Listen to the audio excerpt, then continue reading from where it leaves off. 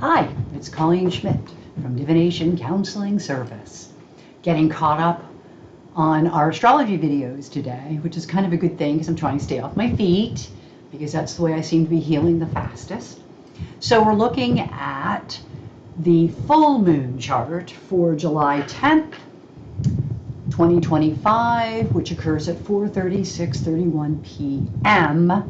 in my area, or Washington, D.C., which is where I'm going to do the chart from. Okay? So what we're looking at here is not necessarily a predictive chart per se. It's full moons are times of reflection. It's when the moon reflects the sun. So a full moon is more about the reflection than it is the prediction. However, it is the things that we're reflecting upon that could lead to predictions. So let's just talk about the chart for a little bit. First of all, I do want to point out that there are not as many, there are few, because right here in the second house, heading into the third house, we have Pluto. And Pluto is about transformations. And it could be issues related to our ethics, our morals, or our money that begins to change our thinking. Okay? So we're transforming. And it could be a result of those things that I just mentioned, because Pluto is at 255 retrograde, and it is retrograde. It is backing into the house of ethics, morals, and all of that. But it is on the cusp of how we think and our ability to communicate, which is at 3 Aquarius 18, Pluto 2 Aquarius 55. So there's a connection there on that cusp, something to look out for. Another cuspy is down here. We have a 932 IC in this chart, and we have a 935 and a 938 asteroids. We have Hebe at 935 and Persephone at 938. Now realize that Hebe is the great enabler. Okay, it's to be of service, but it's also an enabling. You know, it's like it's very enabling, and it's almost like we're being enabled to go our own way, just because that's what Persephone is. It's a journey that we can only do on our own. That, you know, it's our journey to take. We have to. So Hebe coming with this is an interesting combination of two energies. I often like looking at what Martha has to say about this. Hebe is, as I said, enabling, and apparently it talks about how if we have things like separation anxiety or abandonment issues, all Persephone related, that it tends to force us actually to deal with things we probably shouldn't be dealing with, or to put up with things we should not be putting up with. So I thought I'd rather go and check it and look up what she had to say, because I love the way she puts things. Now, the other one we're going to look at here is from the 5th house into the 6th. Our 6th house cusp is 5 Taurus 58, and we have Victory at 5 Taurus 7, and we have Ophelia at 5 Taurus 45. Basically, Victory can be, it's almost like somebody has a victory, but it's probably not as great a victory as they want you to believe, because what I get about this is we've got a victory with an overreaction. There's an overreaction to a victory, or just the fact that somebody's victory isn't quite what they're expressing. Okay, so victory may not be, it's an overreaction. There's an overreaction occurring within the victory itself. So it's something for us to look out for. At 26 Taurus 51, we have the 7th house, and on that 7th house, we have Psyche, okay, which is emotional wounding, 25 minutes away, so at 27 Taurus 16. And when you're looking at something like this, it could be that we are dealing with people who have emotional wounding, and they may not, especially with Uranus not too far away, there could be an ability for our friends to act in a very unpredictable manner or to do something suddenly. And it has to do with that emotional wounding. Now, on the other hand, you could be dealing with a lot of psychics. And that would be another way to handle this. And a psychic could even be telling you something that's like, wow, never thought of that. So there's a couple things here that could be. The next thing is if we move up to there's a lot in this one. If we move up to Apollo here at 2642, at the cusp at 2741, these are all in Gemini, you have to ask yourself, when it comes to your friends, associates, and particularly your partners, one-on-one individuals, you have to think about how people can be slow learners, how things go slowly. You know, I myself am faced with a situation at the present moment where it's occurred more than once, which is Apollo, and I have to ask myself, when am I going to learn the lesson?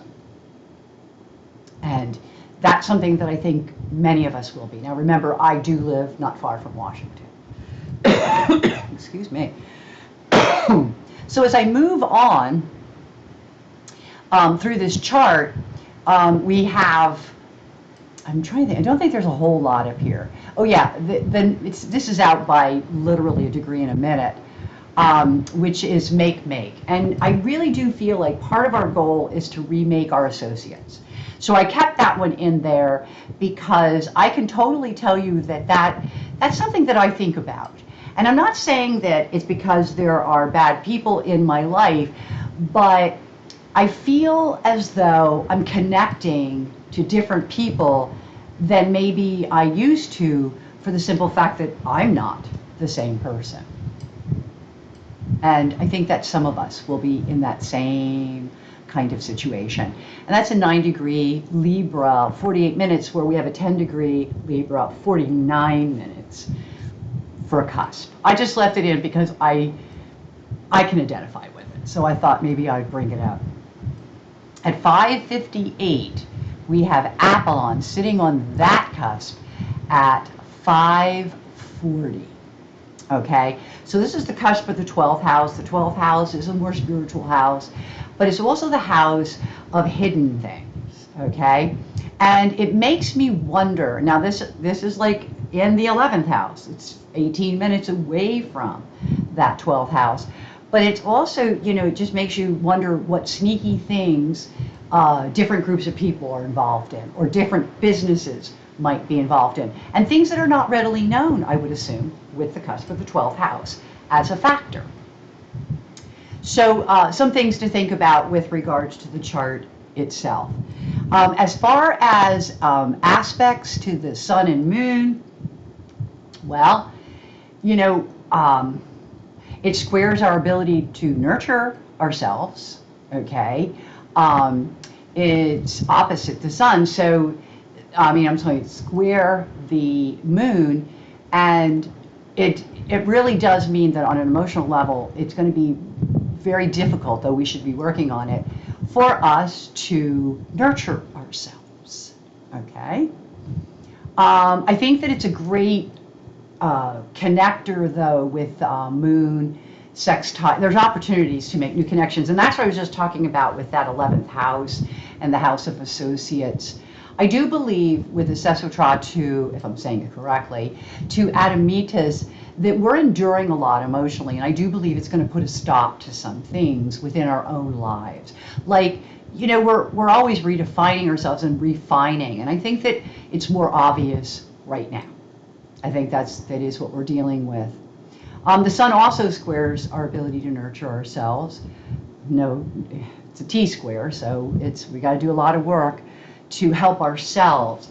But we are in a position where we are able to make new connections. And I think that's really, really important right now, because I think that's something we need. There's also a conjunction from the sun to Kronos, which means the moon would be in opposition. And I gotta tell you that that's actually could be dealing with authority figures. It could be, you know, seeing doctors, okay? So that's a factor this month, that we're going to be dealing with some kind of authority figures, or we're going to be setting up appointments to deal with authority figures. So that's worth looking at. And again, the semi-square to Admetus, and also squaring Zeus. Well, the squaring Zeus is that we could be struggling to sustain our excitement about things because we keep getting pulverized. We get pulverized by bad news. But we have to keep sticking with it. And also, I don't believe anyone in the world, as we see it with this chart, is going to be happy with being at war. I just think it's really against war. So I wanted to go through that because I thought that was some interesting little tidbits before I start getting into the asteroids. Now today I do want to look at a little bit of the asteroids that do affect the angles. Example, partners are related to the ascendant. I don't think we'll be doing anything alone. We'll tend to do it along with other people. Vesta, it could be people who are like work people, but it could also be that there's partnerships formed or connections made with people who are at a distance. And this could even be work related. It does talk about and I did make a note of this. It talks about how things are getting worse. That's what we feel like right now. And I do believe July 10th, which is only a couple days away, we are going to feel like things have gotten worse. And then there's this fear of speaking out because, it could cause tears. And so there's, you're like, do I speak out? Do I not speak out? And so there is whether or not we speak out about what's upsetting us. And I suggest we do. That's just me, though. And those are all factors for that ascendant at 26 degrees of Scorpio. Now, to add to that, just because I can, here we go. Here we go. We have Hestia, which is just like Vesta, which is work. So that is Hestia, it is there. Okay, so I did get that. Narcissist, what we have to look out for is people who have narcissistic tendencies or who are very self-absorbed. Okay, that's definitely causing problems right now. And if you're dealing with somebody who's a little self-absorbed, you're going to notice that it got worse. It's getting worse, and it's probably worse right now. Okay, even though we're ahead of it by a few days. As I say that, here we go. I got to get back to my spot again at 26. Here we go. There's Medusa, which is, people are going to be a little bit hateful, especially if they have to deal with the truth and the need to do a makeover on something, to check on something. Because some people are really sly. And you got to be careful of that, because particularly narcissistic tendencies, those people tend to be very, very sly. And sometimes we get ourselves connected to these people and then realize that after the fact, okay? Be wary of, like I say, partnerships. And one of the things it's talking about here, which I think could be very helpful, is getting out and walking. Now, here in the Northern Hemisphere, it's awful hot and muggy, and I don't advise it. But if you can get out early, or if you go out late, I do recommend walking if you live on the East Coast. I think it would be helpful. As I go to 26 degrees of Taurus, we see that other people could be lying to us, that we're really thinking about that too. Now, they're lying to us and we're thinking about it, but believe it or not, we're also increasing our own wisdom. There's wisdom in here. There's wisdom through taking risks with people, bonding with people that maybe you wouldn't bond with, especially people who might be in pain, people who might be dealing with psychic woundings or emotional wounding, and people who are dealing with death. We really, really, really need to use our wisdom in these situations and as we're dealing with this stuff. And realize that this chase that we see, people being chased, we have that going on in this country, is a vehicle for something. In other words, it's leading to something else, which I suspect is already true, because it causes chaos, but it's really just crap. I like that.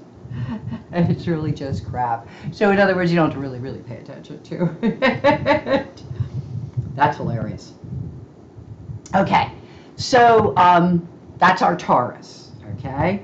Now, as I move up to that 9 Virgo, okay, and here we are, we have people who are pretending to be something they are not. We have endings. We have the misery of saying to ourselves, why God me? Why am I going through this, you see? But it does feature endings. That's a big one. And it could be the endings of a pretender, like somebody's being called out.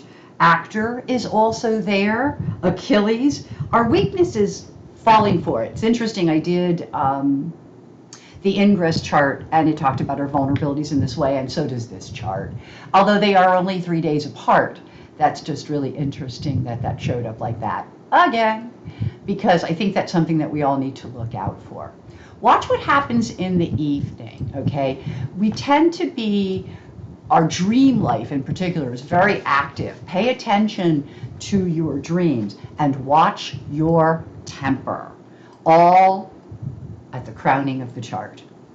At the bottom of the chart, there are some decisions that we have to make. There's like triangulations. There are decisions that we have to make in those triangulations. It could be also competitions, competitive times.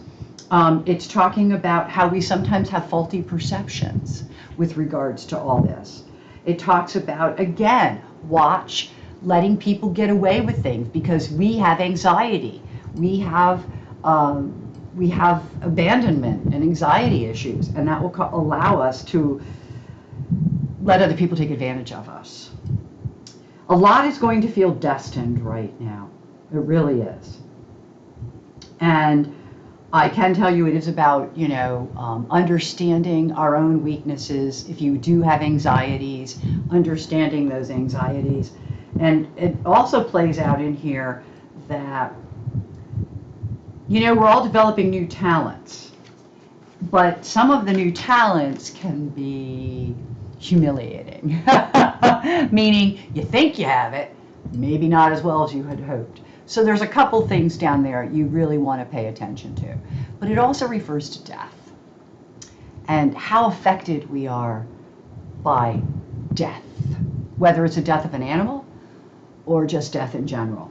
So, that's all going to play out in this full moon. Full moon, though, is a period of reflection. Through reflection is how we end things that weaken us. And understanding that, wow, I got to end that because it weakens me as an individual. So, endings that stop right now, especially if you're on the East Coast, I think it's really good for you. I think those endings will remain, and they are healthy. Okay, now I'm going to move it to the dial, and as always, we're going to, you can see I was looking at that. Okay, we're going to go first to the Aries point. Now, the interesting thing about a new moon chart is that it really does, there we go, affect us all. So everything that I'm going to talk about, now the previous sections would be more like if you lived on the East Coast or if you were affiliated with Washington, D.C., because I was talking about expressions through that chart. Yours would be slightly different. However, everything that I'm going to read at this point forward that relates to our asteroids relates to you regardless of where you live. Okay? And for this, I am going to start with the Aries point. Okay? Children are a huge focus of the Aries point. Also, there feels like there's an attack on us during this time. So the child is over here, okay, at 2230. Here we go, right in here somewhere. There we go. And it's running with Adamite. So there's either something about the death of children, which, we've been seeing a lot about children, but it can also be a child going through something, how children are being forced to endure, especially with what's going on in the schools right now in this whole country. Children are enduring, and it's about enduring children and putting up with. and how things are stopped or blocked with regards to children. Laverna is our con man, is our theft. Laverna is the theft itself. It's the whole action of the theft. And that's in there. But so is Mentor, Venus, and Midas, which could be that we could be looking for mentors or people that could help us either with our relationships or particularly our finances, and it would be bigger finances because it's Midas. So we have Mentor, Venus, and Midas working together. Okay? The Messenger is coming with Rosé. Rosé is a narcissist. So the messages that we're getting are either coming from or are about a narcissist. And that's just, again, people who are very self-focused. They're not, it's very hard for some people to think about people outside of themselves. I know people like that. It's a dizzy time. It's a dizzy time. Well, if you saw the Uranus ingress chart, you know there's a lot of chaos. We also have, when it comes to ending, we are going to be saying things like, oh God, why me? I mean, oh God, why is this happening? Okay? These endings will not go over well. Icarus tells us that there's a lot of people in business taking risks, and they're taking more than one risks. So you get these businessmen, and they're taking risks. But it's just like for even us, if we want to expand it, it will often require risk taking, and whether or not we're willing to take those risks. Bernanke again is talking about cremations. Okay. It's also coming with hubris, which is that it's fated. It's the fates. The fates are stepping in, or beginning to step in at this point. And then we get this whole thing about being swindled and how logical they're trying to make the swindle. It's like somebody's stealing from you and they're trying to qualify it. Well, that would be our whole government. There's a lot of corruption and theft going on. And I'm going to end with the first one, which is up here, which is Hopi. And Hopi is boundaries, but it's also attacks. And I'll be really honest with you. In our country, and this was probably going on all over the world, is the attacks are on immigrants, which is so unfair and so unkind. So there are attacks in our country. It is brown people, which would fit the Hopi image. Okay? Also, be wary of knives, because Hopi's also knives. It could also be surgeries, because that's another way you use a knife. Okay? So there's a couple things that we could apply to our own charts and kind of look at what it's saying. And it might be that you're undergoing surgery because it's the logical next step. Because there's a lot of logic. All right? Remember, when we get to the sun, now this sun is a few days away from the Hades Chronos configuration that it was at during the Uranus ingress. But realize that Uranus and Chronos are still running together, and they will be for some time. Now, as we move into, there's going to be a lot of separations as we start off. And I did talk about the reigniting of different connections. And you can see here that connections can be based on personal philosophies and partnerships. So you're looking at these connections and you're saying to yourself, and I do this all the time, does this person think like me? Are they of the same ideology? Do they have the same morals and ethics? And we're all going to be doing that, okay? I think that some of these connections will be very exciting. So for some of these, it could be even romantic partners or sexual encounters. So they're pretty good. But just be careful. Neptune is playing with Apollon here, and that's like I want to say deception in businesses that are deceiving, more than one deception. So there's a lot that's telling us too. It's all getting out of control. This is there could be a sadness about, or tears even, related to the body. Well, that happened to me. I can tell you that I can relate to this so much in so many ways that I am so sick of crying. I am. And it is related to my physical body. I'm very connected to my body. I'm an air mobile person, and not having been mobile now for more than a month has been devastating on levels that are amazing. I can't believe how affected I am. I know I'm a physical person. My son equals terpsichore, so I am a physical person. I was a dancer. I do yoga. I still do yoga even with this foot, although it's half yoga because I can't do standing.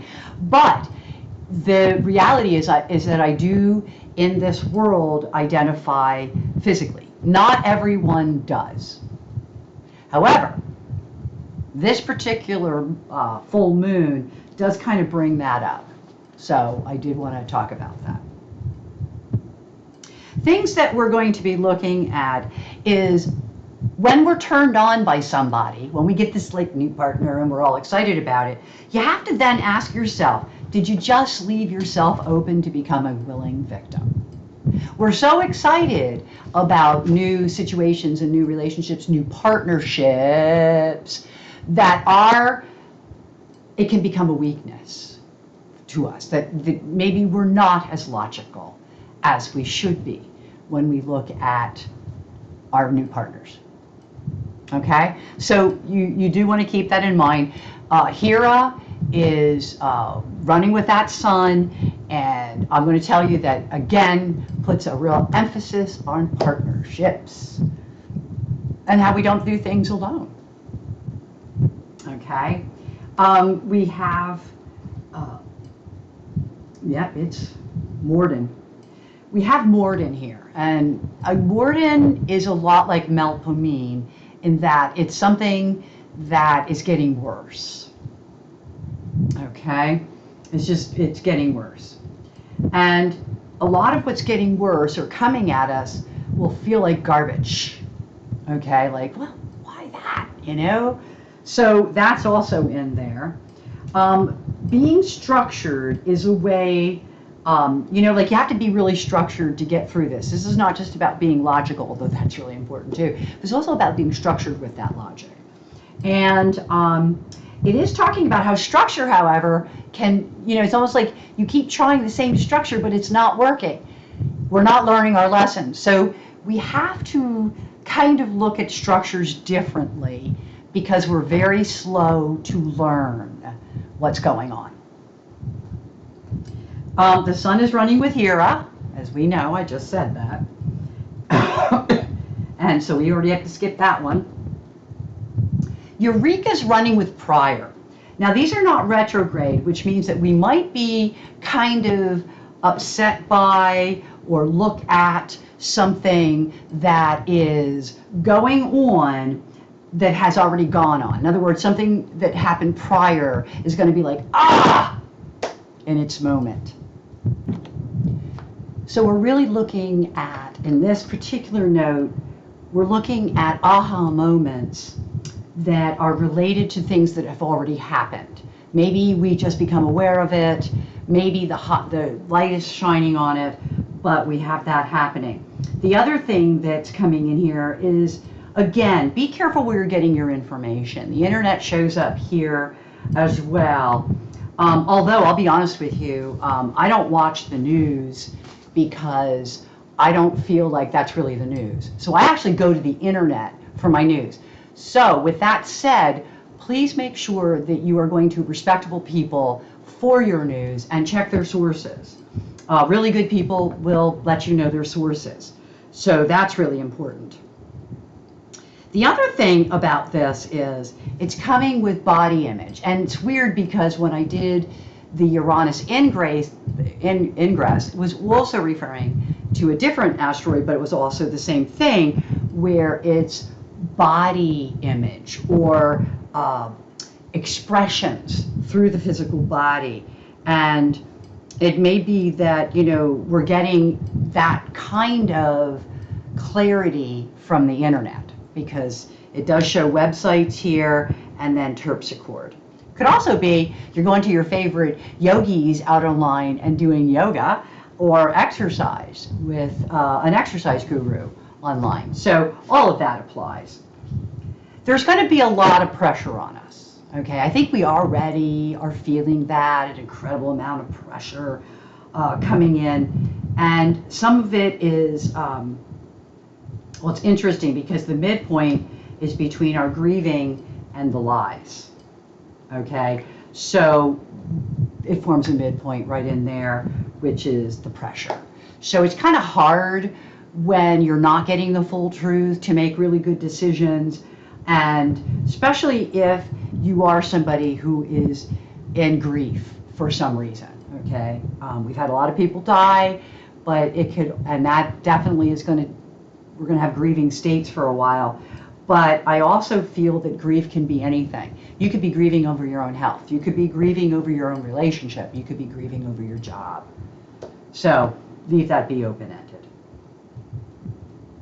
Nemesis is running with Lima. And you're probably saying, Lima's nice, but that's your nemesis. In other words, sometimes it's not going to pay you to be nice.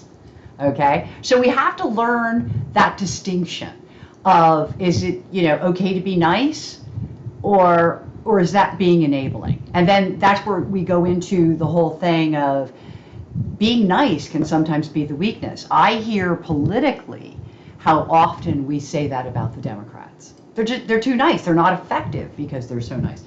Nemesis, Lima.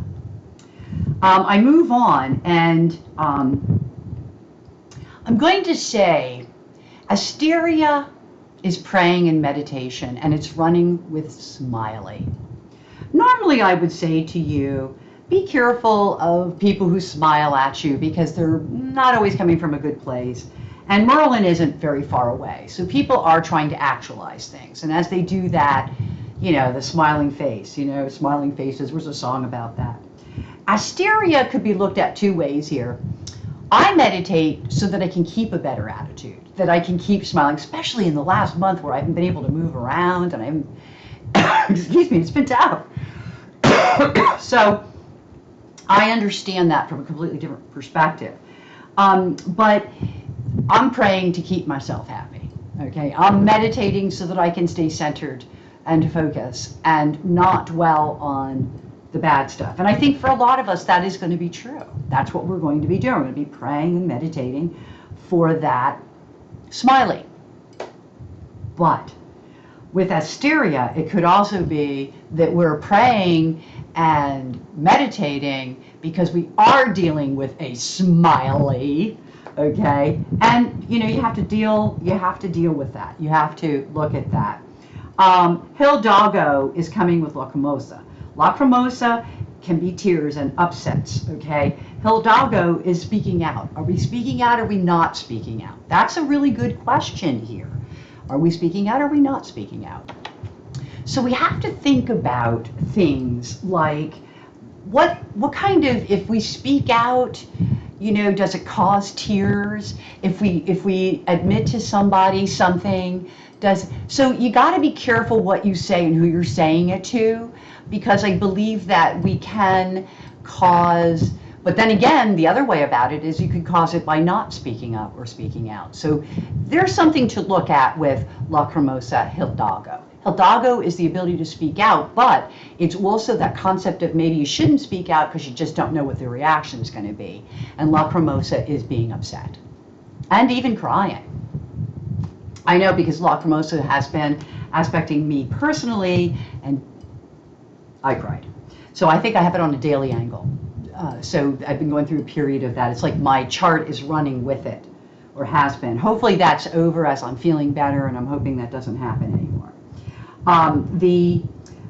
The moon is running with Manny, okay? Manny's a new one, okay? It's not a Martha, so I want to say that. Actually, Phil Cedric, if anybody's familiar with astrologers, I think it's from him, Philip Cedric.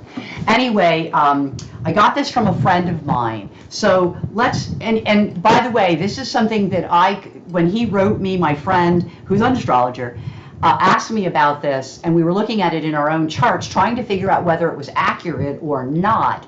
I had to say to him it was pretty spot on, because it comes for me at a really important place in the chart. It's a midpoint in Scorpio between my moon and Neptune. So it is something that I could identify with. Okay, so let me explain it to you.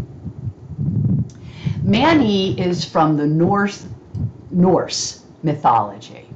And what that means is that it's the figures come out of their mythology.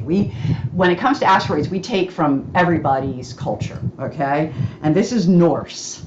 And what it means is Mani is brother moon. Now that's interesting because to us, especially in the Western cultures, at this point in time, and the Norse is Western culture as well, I might add, there is this sense that the moon is related to the feminine principle, and it's a feminine. But the Norse tradition has him as a male, okay, which I thought was pretty interesting. But that's not, to me, it doesn't mean male nor female, because if you listen to it, it would be a male who has more female type energies. But it's in its positive form, it's the ability to change your mind and lock into new concepts. It's a knack for passion surrounding mental ideals. It's good for sniffing out lies, fibs, and deception. And it's excellent when it comes to heart versus head balance and responses to deadlines, okay?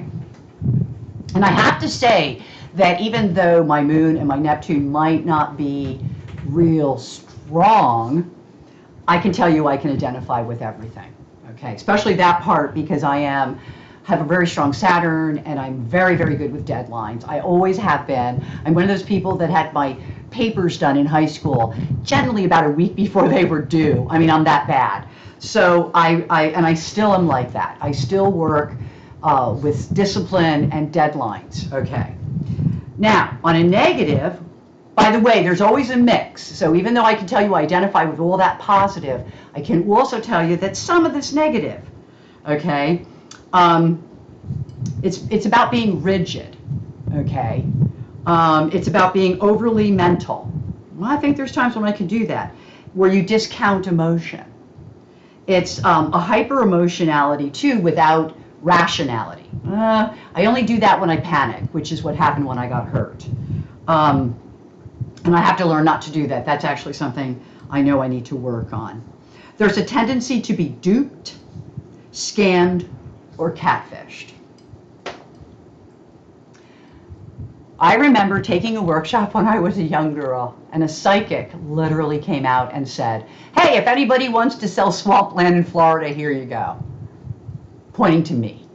So we already know that's true. I can be extremely gullible.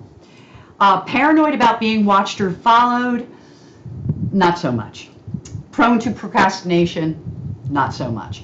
But again, everything is a mix when you're talking about these negative and positive energies. It's,